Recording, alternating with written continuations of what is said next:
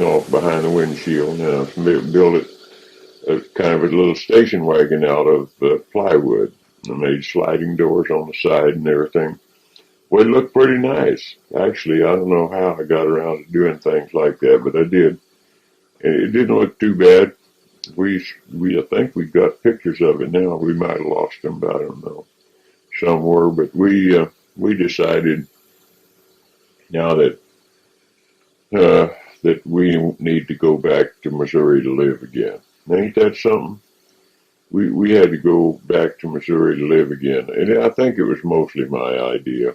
It probably was mostly my idea. I don't know if my wife was in on it or not, but sometimes that's the way it is, and you're not doing too good, and you don't know what to do next, and things just ain't seem to go on too good, and whatever.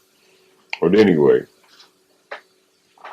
it's the last time we moved back that way, so we decided to go, and we thought, well, we just make the trip back there, and we'll just stay. So I got this old car all fixed up, and we took off. We got, I don't know how much money we had when we started, but when we got down there, we had $80. And this time, I traded the car off again. We got a little house back there in the country. Back, there were some people that lived up on the front of the property. It was probably 160 acres land or something, and they lived up there on the front of it. We got the little house in the back, and there was some land out there that we could clear off the brush and farm. And we thought, go and farm it next year. We in there, I know we bought a pig, we bought a few chickens, and we bought, I don't know what, a few little things. We spent about $20 of that $80 for chickens and pigs and whatever.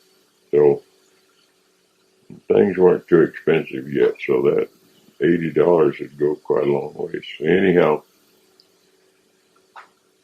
we there now. We got a lot of pictures of that. We got pictures of the team. We got pictures of the pig and chickens and the house and whatever. And there was a basement under there we never used or anything. And I guess it the water seeped into it or something, and it'd get water in it, I know. And there were some little windows around the outside of the house right down at the bottom there. And one day when I was gone, the pig fell in. Pig fell in the basement.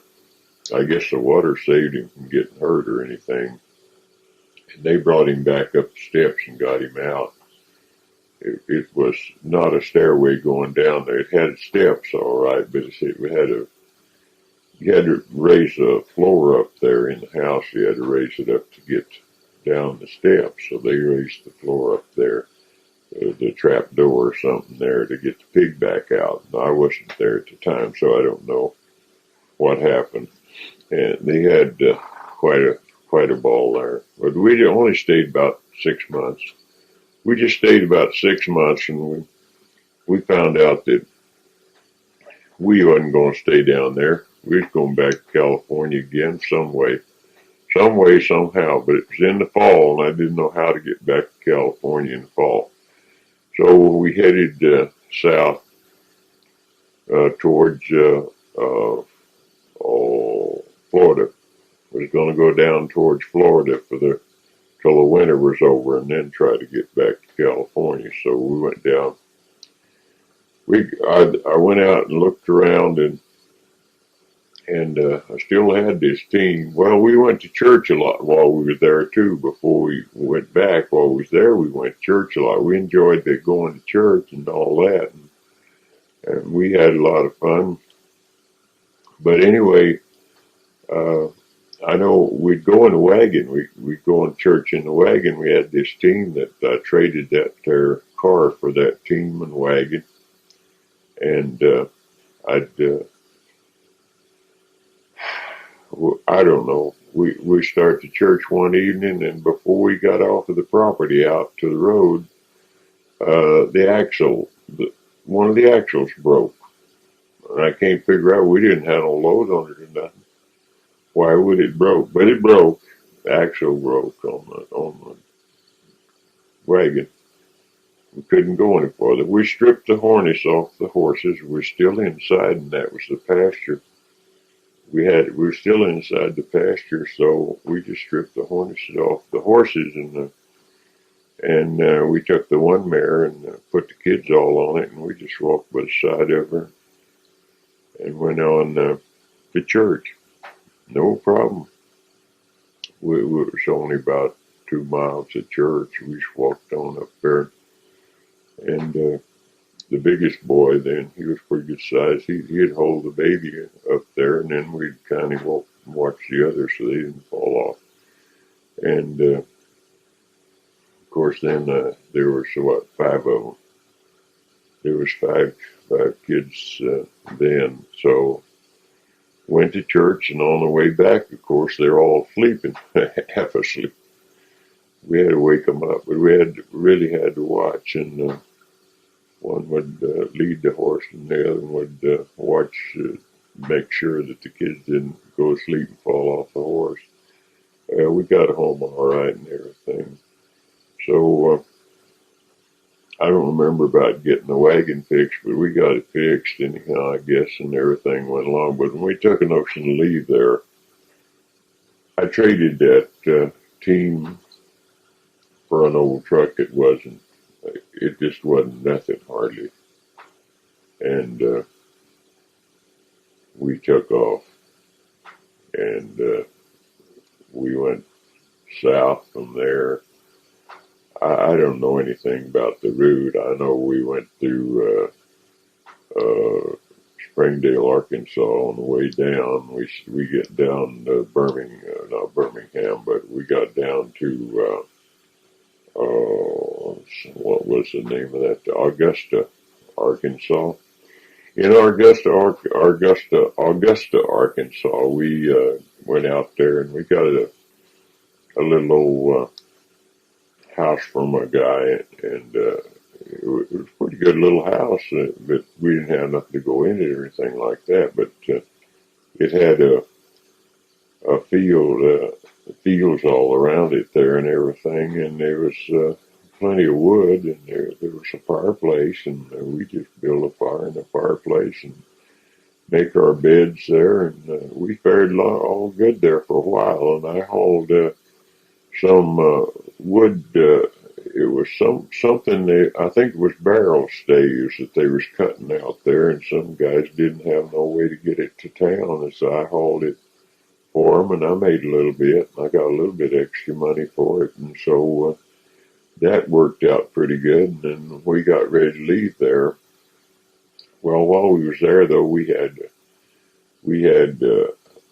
get corn out of there, and we made hominy and whatever, and everything went along pretty good. But we left Augusta, Arkansas, and we went on down, and we run completely out of money, and we didn't have nothing hardly to do, or nothing to make anything out of. I know we was just about we didn't have anything. I don't think we had anything left to eat. That one time we got stopped over there, and we was about out of gas and everything.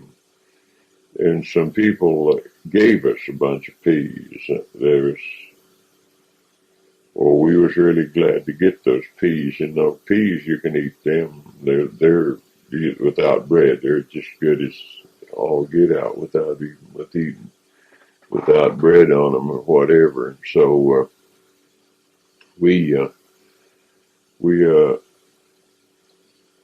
they had weevils in them. No way you could get them out. You could have got the weevils out, but you couldn't see them all. There'd be some in there. We just cooked them and ate them. We cooked them and ate them. We'd throw out the old one. If there was any adults in there, we'd throw them out. But we ate those peas. Well, we went on down, and we just kept working our way down. We get out there, and there was a lot of road work along, and where county trucks was running and whatever, and run out of gas. One of them would stop and give us some gas, get us on down the road. We'd get some gas, and they'd give us some gas, and go on down the road. And it happened several times that they'd give us gas like that. And we got down as far as Birmingham, Alabama. Just before we got to Alabama, we were about 6 miles out of town. We stopped and pulled in kind of under some trees. It was raining. It's just raining right on down. And we had this truck covered, but we didn't have any didn't have a good wagon seat or something. We made that cover out of cotton sacks. What we done, we made them, sewed them together, and made that covering that we had over that thing. And it didn't get very wet actually, but it was just kind of moisty. It just wasn't as bad as you think, but it was. And you look at it in another way too, it was terrible. Anyway, it was the best we could do. We was doing it, everything we know to do. And so we went to stop there, and it was raining there, and the patrolmen came along, and we were off the road. Well, and these patrolmen come out there where we was at, talked to us, and they were real nice. A lot of people run the Alabama policemen down, terrible. But I tell you, there was the nicest two patrolmen I think I ever seen there. And they talked to us and they asked us about money and groceries. And well, we told them we didn't have either one. So they fished in their pockets and looked like all the money they had, put it together and gave it to us as $7 or $8 in money and a little bit of change and whatever. We're with it there, and so when it stopped raining, we built up the fire, and there was a store around there somewhere, not too far away. We got something to eat. And I don't know how we got, I guess we had enough gas to get to a station or something. Well, we got to a gas station and we got gas and we went on down. And we was about 6 miles out of Birmingham. We went on into Birmingham and we went through town. We was just jogging along there. This old truck we just barely would run. But to go back just a little ways there, and when we first started out, we went, a lot of times, we'd have flat tire. You get a flat tire, and we didn't have a jack. Had a pump, didn't have no jack. And we'd get a flat tire, we'd take rocks and put rocks underneath the axle. We'd stack them up underneath the axle. And just as long as we could get one in there, we'd wedge one in there under the axle. And then we'd take the tire jack and a jack handle, and or tire tube, and we'd dig out underneath the tire, dig the dirt out from underneath the tire so we could get the tire off. And then we'd take the tire off and we'd patch it. And I remember a time or two when we had another flat, and when we would have a flat, we'd fix it. We'd dig out from under it and fix it, and then it was sitting on them rocks, so you couldn't get it off the rocks. So I'd go out in the woods and get a pole. I'd cut a pole down in the woods, and we'd and put the pole in front of the truck, and then when you give it the gas, it would jerk that pole underneath it, and when that pole come underneath there, it would jump off. It would jerk them rocks out from under there as it rolled underneath there. It would jerk the rocks out while the weight wasn't on it. The weight was on the pole. When the tire would jump up on the pole, it jerked these rocks out from under there, and then we'd be on the ground again so we could go. And I remember a time or two when we did that, and we went back and got the same pole and the same rocks and put under the wheel and dug out under it and patched it, took it off and patched it again.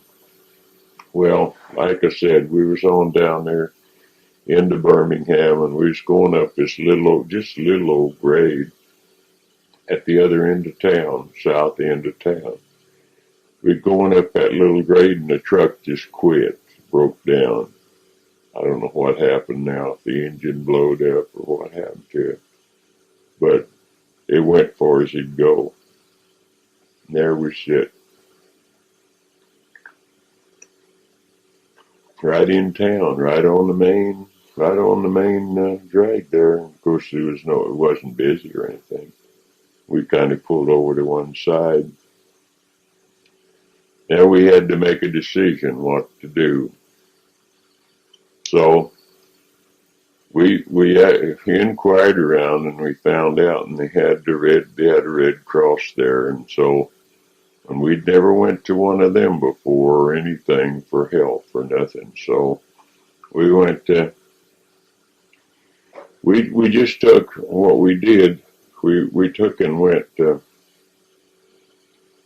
out, and we just started. We had, while we was there at that place where we lived there in Missouri for that 4 or 5 months, we took and canned blackberries, and I guess that's all we did can is blackberries. We canned blackberries.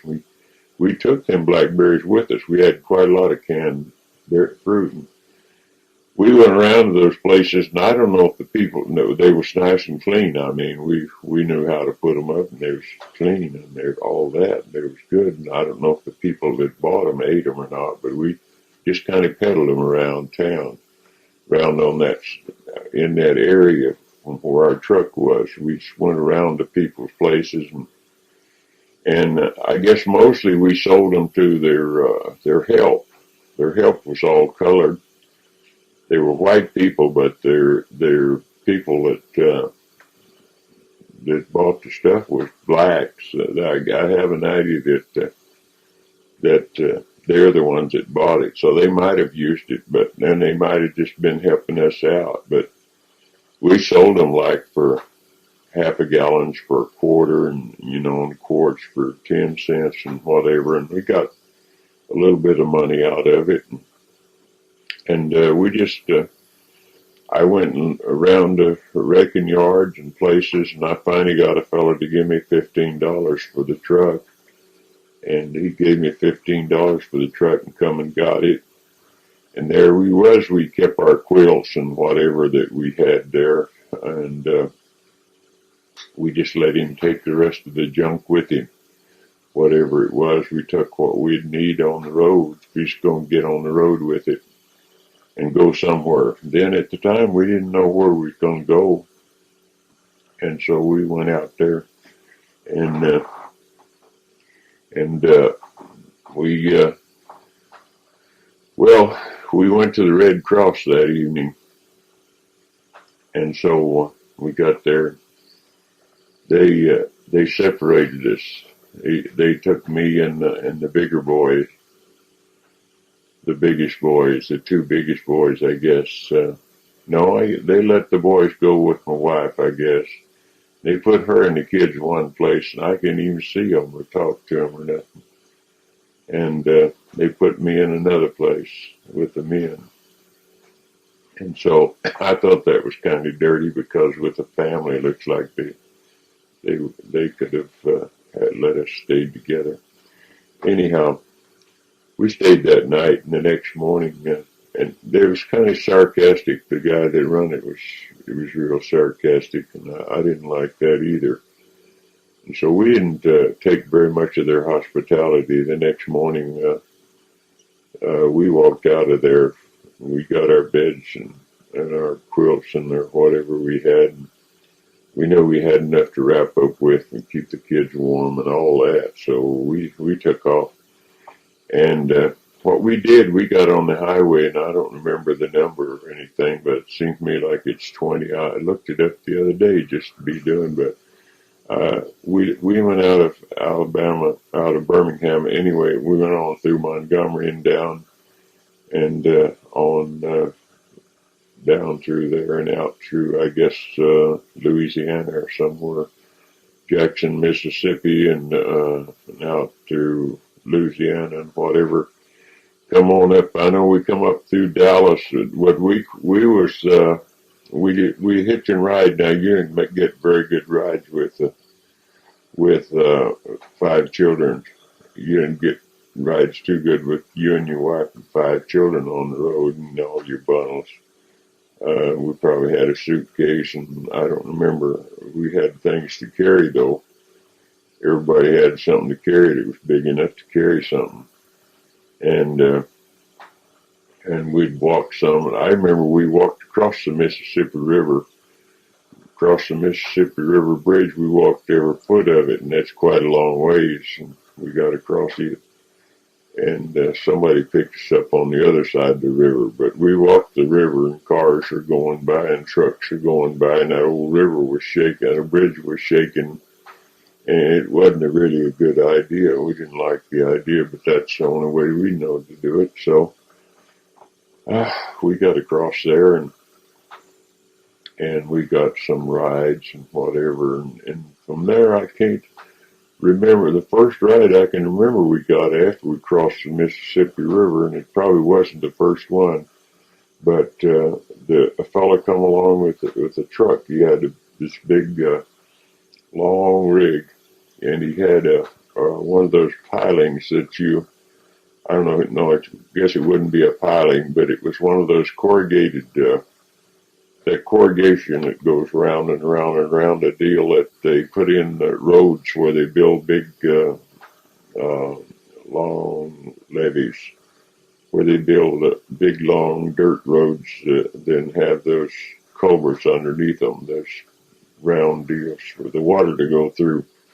He had one of those on there, and it must have been 30 or 40 feet long. And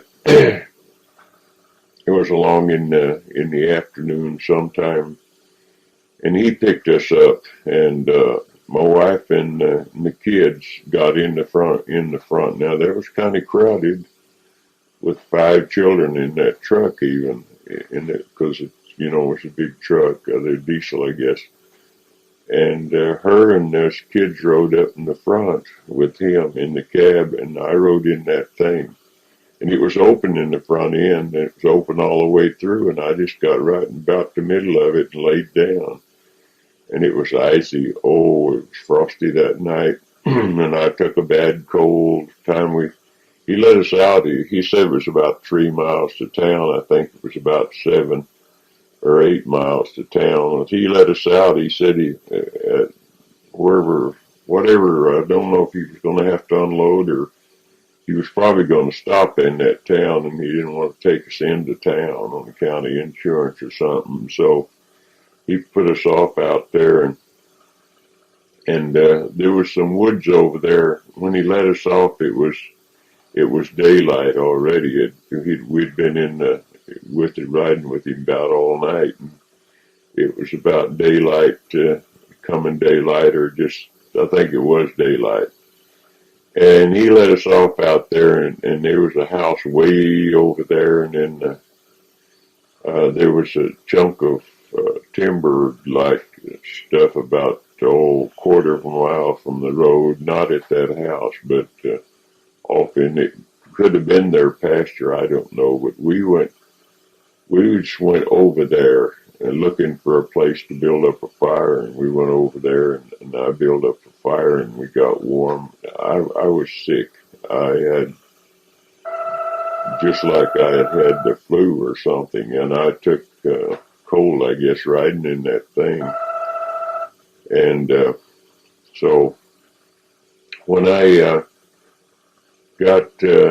got over there and we built up a fire, and we didn't have nothing to eat. We had no groceries or anything, and so I told my oldest boy that if you go over there to that house, I didn't feel like I could even walk over there myself.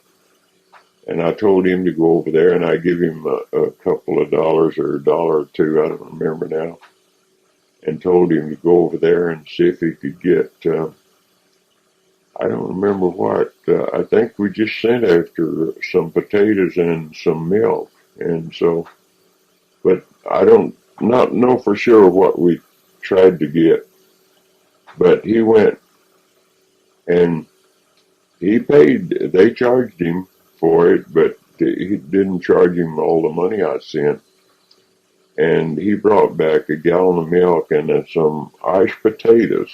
And when he come back with the iced potatoes, we had the fire going, had lots of coals and stuff. And so we just raked the coals off to one side, and we didn't have nothing to wrap them potatoes up with, so we just put them down there on that hot ground, and we put this coal back over them and left them for a while, and we drank some milk and whatever, and then after a while, we dug them potatoes out of that fire, and they was cooked, and we had potatoes and milk, and that was fine. So we went on that day. We got to, after we got through eating and everything, and it warmed up, we got back on the road, and we walked long ways. I know it was getting late in the afternoon, real late in the afternoon. We had never got a ride yet, and we were just walking. We'd walk a while, and then we'd just spread something down, and we'd all sit down, just sit there, and then we'd get up and walk some more. And somebody picked us up and took us on up to town. And we went to this motel. It was a hotel, I guess. It was a motel, I think. Anyway, and because they had separate places, and they had a place that she couldn't put us all in one. She said she couldn't put us all in one room, and we begged her. We begged her to. She said she wasn't supposed to do it, but we begged her to let us stay, and we had the money to pay her and all that. She knew that, and we showed her the money. But finally, she decided finally to let us, and I don't think she charged us. I know we offered to pay, but I don't think she did charge us. But she finally let us stay, and it was just one bed in the room, but we had plenty of bedding, and it had a heater in there so to keep us warm that night, and everything was fine. We went on. On up the road a ways, we got somewhere on up the line. So there was a man picked us up after that, and I can't remember. We got little rides that I can't remember anything about, but the ones that stand out, like the man that picked us up, I think he was a traveling salesman, and he picked us up, and he had a car, that was big enough for us to all get in, and he hauled us on until that day, one day anyway. He picked us up like in the morning or sometime. We rode with him all day, and it was in the night. In the nighttime, when he stopped somewhere and made a phone call. He said he had to make a phone call, and we just stayed in the car, and he made a phone call, and then he went on. And what he'd done, he called home to his wife, I'm sure, and told her what the situation was, and got permission from her to let us stay all night at his house. And he took us to his house. I just tell you, that was not very many people would do that. And he took us to his house, and we got to clean up and take baths and whatever, and we made our beds right in his living room on the rug. All of us, we just made our beds right out and slept there in his living room. The next morning, he had to go out again, but I don't know what direction he was going or anything, but got up, and she fixed our breakfast, and we had breakfast, and he took us He had to go. That's right. He was gone by the time before we got ready. He had to go somewhere, and she took us over back to the highway. She took us back to the highway. They had a family too. They had several children, like maybe three in the family or something, three kids. And they was nice to us and everything. We went back to the highway and we got a ride. We caught rides and on. First one, another, and I remember out of Dallas or Fort Worth one. I don't remember which one is farther west. Than anyway, we had went through one of them, and we was at the one that's farther west from the other one, and we went. We was out a few miles out of town, and the wind was blowing. It was icy cold, and we just couldn't hardly make it. And somebody finally picked us up, and we rode. And from there, I don't remember anybody we rode with, anything in particular about it. But I remember one place before that. I remember that we was sitting out the edge of town and waiting for a ride, and some people come along there, and they stop and give us a sack of bananas. And every once in a while, somebody would want to give us something. We told them we got a little bit of money. But they would anyway. They'd give us $2 or $3 or give us a sack of that. They'd give us a sack of bananas. And I'll never forget that one boy, Gene, the baby. He was about a year old, I guess, then, or something like that. He was born in, he was born in 38, and I guess that was in 39. He was about a year old, something like that. Anyhow, he would gag when you when you give him a bite of banana. He'd gag. I don't know if he eats bananas now or not, but then when he was a baby, he'd gag when you give him a banana. Anyhow, we got on up there, and I remember that we got into Lorraine, Texas, and we were just about give up on the highway. We just didn't get enough rides to do any good. We was spending days out there in the cold and whatever. And we tried to get a place, and finally, I don't even remember the people or anything, but they let us have a little old shed I think it was like a little motel, or it had just a little shack of a shed. Little old house, it's a little one-room cabin-like thing, and we stayed all night in that, and we had, I don't know what we ate, bologna or something. Anyway, we bought out of the store or whatever it was, ate it. But that night, my wife, she liked to die. That we thought she was going to die. Her heart bothered her. I guess she had gas or something from that meat, bologna we ate or whatever. And she was sick all night long the next morning. And we talked it over, and I told her, we can't do this any longer. We got to do something. We got to get out there to California. And I said, let's ride the train.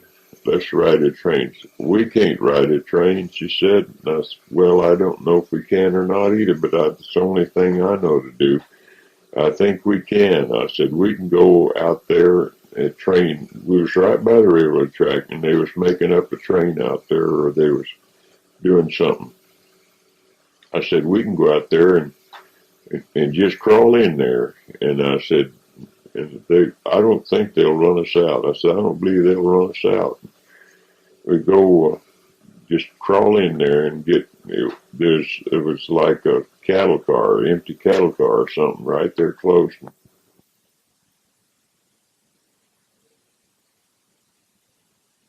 And we put the kids up in there real fast, and I give her a boost up in there, and I jumped up in there, And I don't remember what happened there. I know we didn't have to get out, but I think we rode that train a little ways farther up, and then they pulled off to the side or something, and were stopped for quite a while. And I looked around and kind of investigated and whatever. And maybe we got off the train and stayed off to the side or something.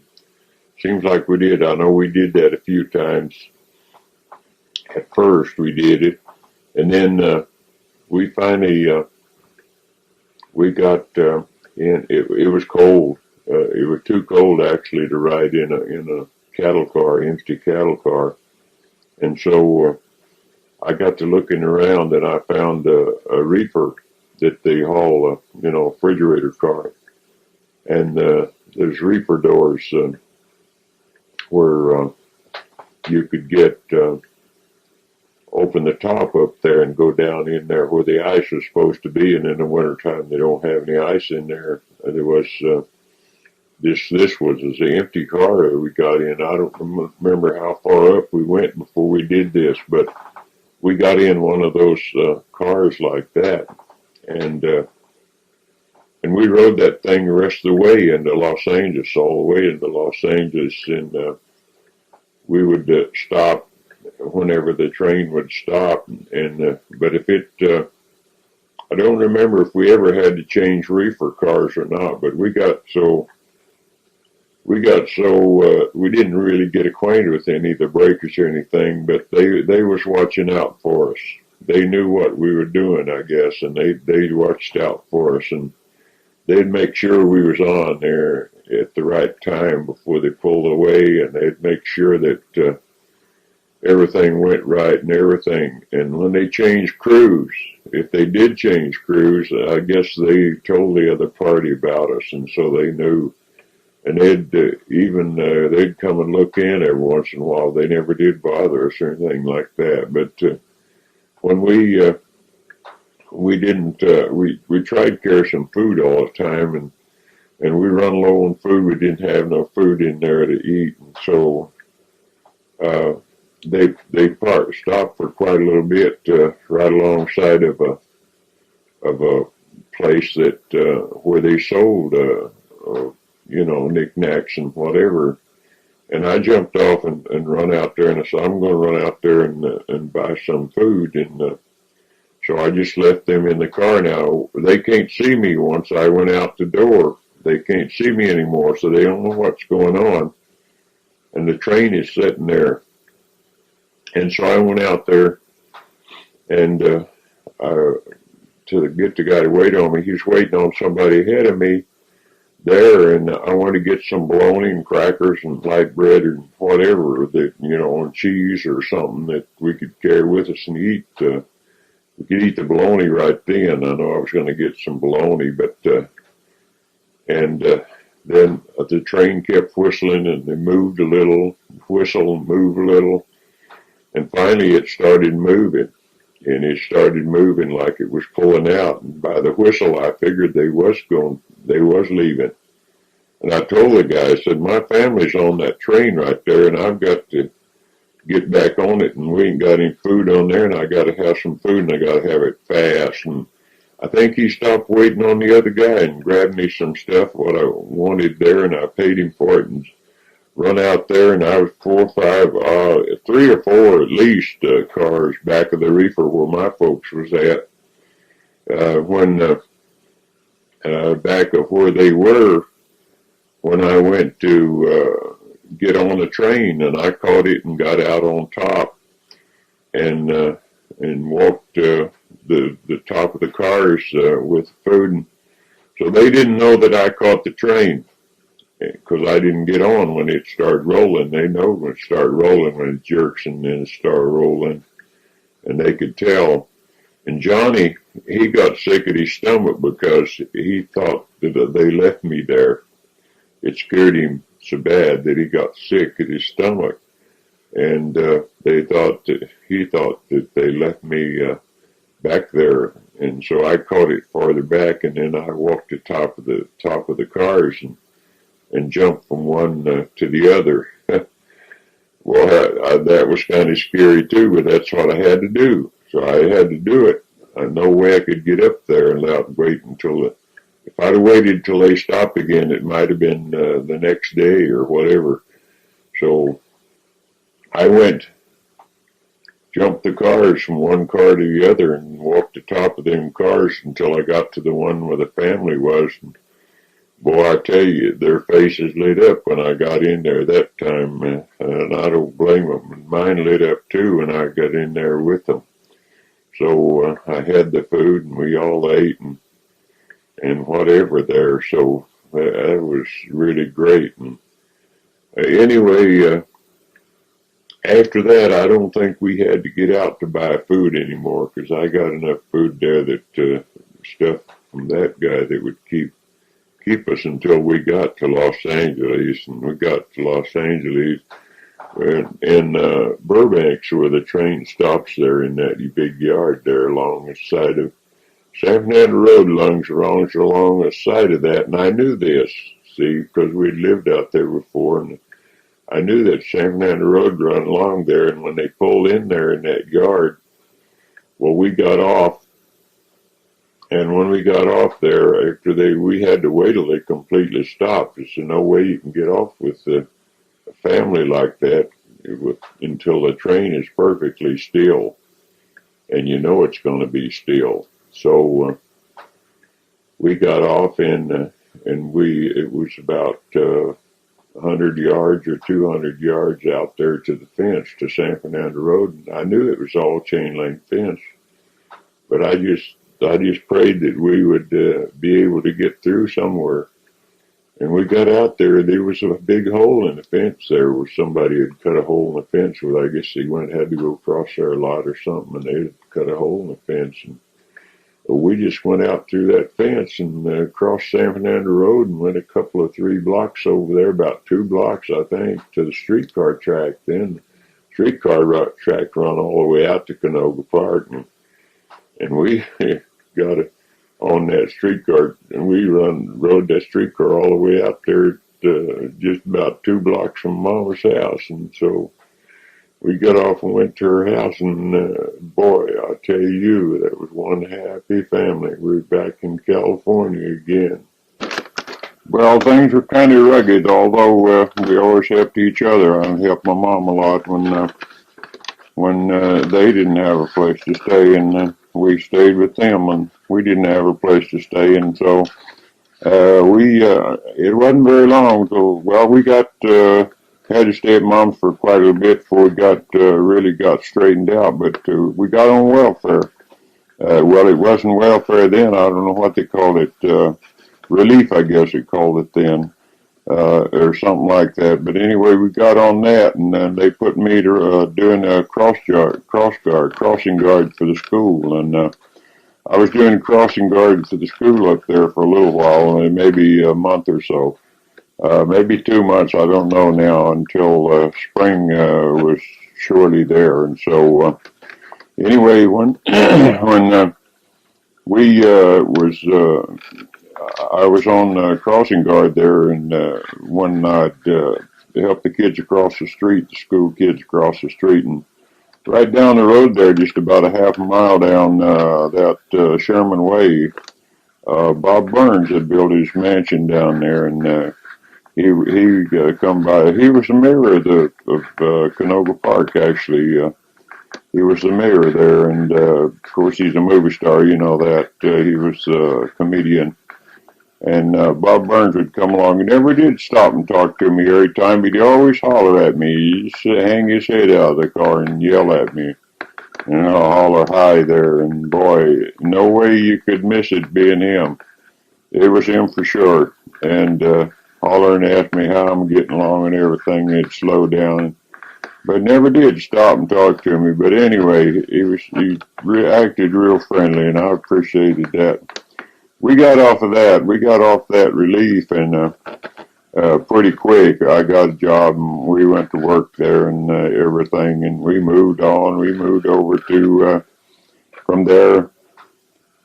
I'm not keeping up with the time very well there, but anyway, it was the next when spring came anyway, I had got a job and I went to working and we got back over about around Reseda somewhere there.